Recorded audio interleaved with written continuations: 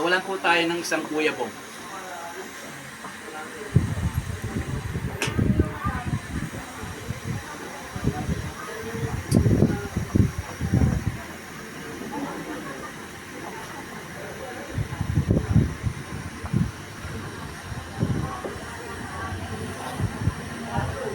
Marami po kami plano kay Kuya Bong.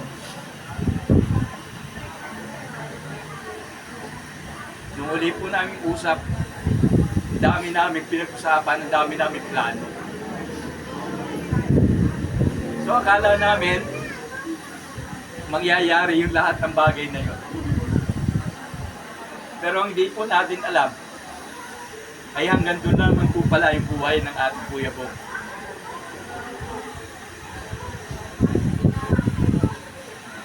Dito po tayo ngayon para sabihin natin yung uling babay natin kay Kuya Bong. Bagamat hindi na niya naririnig itong mga bagay na ito, yung nakita ko sa video nyo kagabi, we love you Kuya Bong. Hindi naman niya naririnig yan eh. Pero salamat dahil nandito tayo ngayon para magbigay ng respeto kay Kuya Bong at siyempre suporta sa kanyang pamilya. Sa pong sigurong malaking pabibigay ng kalakasan ng loob na tayo po ay nanditong lahat. Kayo na nandun pa sa abroad, po, umuwi pa rito, no? Para lang tayo magkasama-sama. Sabi ko sa'yo, maganda ka ng panyo.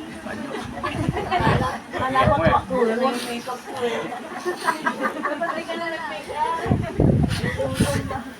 Gusto ko yung teacher.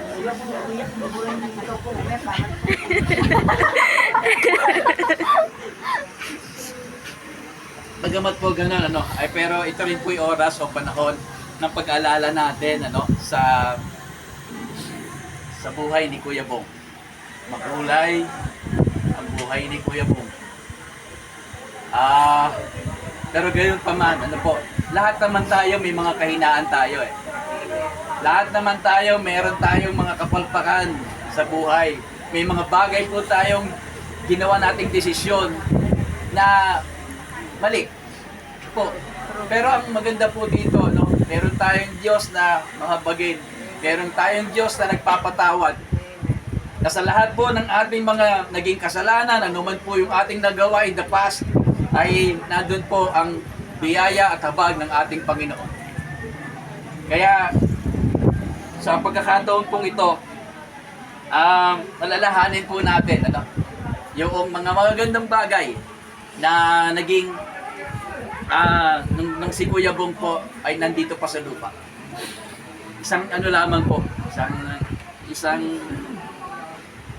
storya lamang po. Kami po ni Kuya Bong, attend kami ng sayawan dyan sa court, no? Dyan sa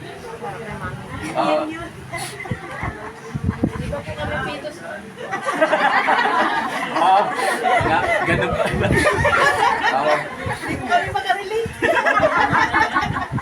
Kami po ay a-attend ng sayawan. Alam nyo naman, pagka mga sinabing sayawan ng dalagat binata, ay di, yan, kami yon. So, naghahanda po kami noon. Nandun kami sa bahay nila, kay Norman. So, dyan, kami gilid dyan. At, so, ano sabi namin, o Bong, okay na tayo. Sige, let's tayo. Daga, wala pa tayong pabango. Ayun, ganun. Wala pa tayong pabango. Ay, oo nga, no. So, hanap kami ng pabango. May nakita ako. May nakita siya na, no, spray na, gano'n, no. So, kami, nag-spray kami ganyan. Sabi, parang wala namang amoy. Parang wala namang amoy. Malaman naman po namin na yung pang-spray po namin ginamit, pang-spray ng babae. Sa alam nyo na. Oh my God! Sabi namin kaya pala amoy. Okay. Anyway. Yan po, ano? Yan po yung mga marami pa kaming mga mga karanasan, no, ni Kuya Bong. Nung kami po muling nagkita, napakahaba po nung oras namin, ng pagkukwentuhan. Inalala namin lahat ng aming mga kabataan. Nung minsan po kasi pumaten siya ng service doon sa CCF sa Manila, no, sa Ortigas.